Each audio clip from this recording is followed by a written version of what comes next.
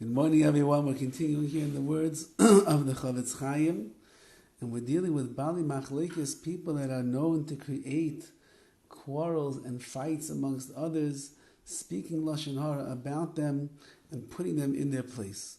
And he writes that there are three conditions that must be met in order to speak Lashon HaRa about such a person.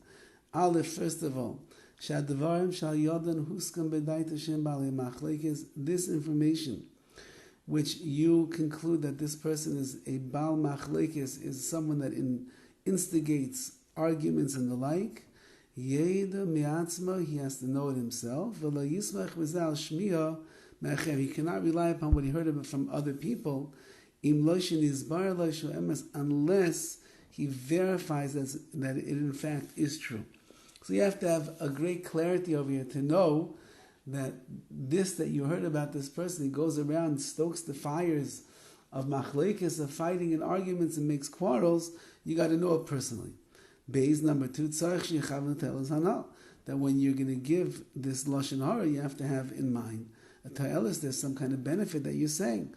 Not because you're angry with this person, you hate this person who's speaking and creating machlekes, rather because you want there to be a benefit, other people stay away from him, maybe this person himself is going to be able to hear what you have to say, and it'll stop being such a big bal machlekes. And Gimel, thirdly,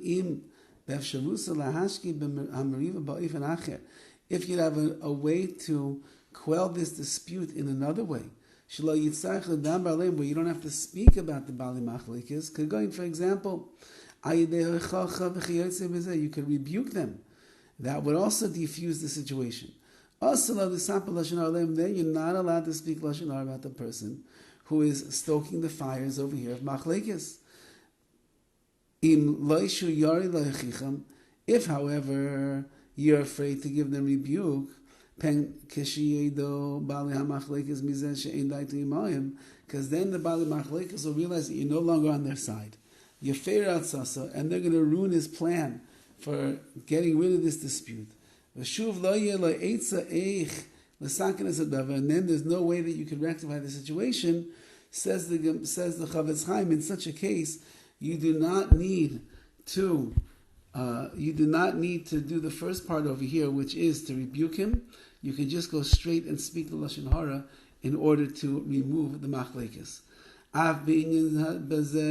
Even in these situations, you need a lot of thinking before you open your mouth. Do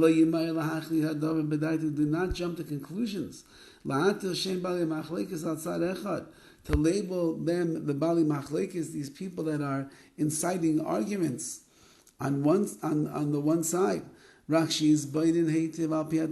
must delve into this and contemplate it carefully, according to the Torah. Who really are the Bali Machlekes? And if you cannot clarify who judgment is with, sitting and doing nothing is better. Do not go rebuke. Do not speak Lashon HaRa. Do not try to do things that would complicate matters even worse. And finally, he writes over here, you should know further, there's a prohibition of degrading and speaking Lashon HaRa about mesim, about people that have already passed away from this world, the deceased. The Paiskim write, there is a long-standing takana, a din, like a law that's in place, and a chayim, and a ban, excommunication from the earlier halachic authorities. You're not allowed to slander or have bad rumors going around about a deceased person. All that is referring to even if the deceased is an amar, it's an ignoramus.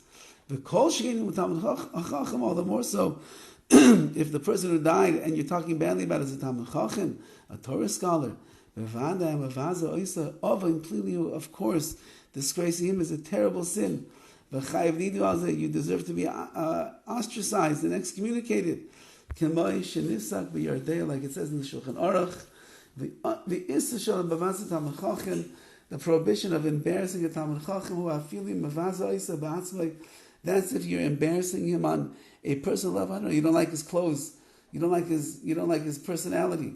But if a kol shekei sheyoseh levasa is divrei Torah, all the more so to degrade his divrei Torah, that would be a terrible avla, a terrible sin, whether he's alive and even when he's dead. A person is not allowed to shame and embarrass and speak Lashon HaRa about Talmidei Chachamim. Have a wonderful day.